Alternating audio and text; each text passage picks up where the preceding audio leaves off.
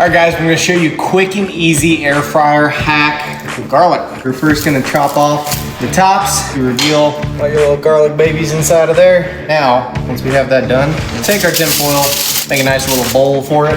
We're gonna pop top of this brand new jug of extra virgin olive oil, because we all know that's the true story. Once we have it good coated, probably about a half a tablespoon or so, we're gonna hit it with some pepper. And we have our alderwood smoked sea salt inside of here. Now we're gonna take this right here. All you do is just twist up the top. We're gonna throw this in the air fryer at 380 for 20 minutes. See there? All right, we're gonna set this to air fry. Excuse my dog mouth breathing right now. Apparently, we can't do 380, so we're gonna do 390. Then we are going to be doing 20 minutes. So, our garlic right here, set down in the middle. Close this guy.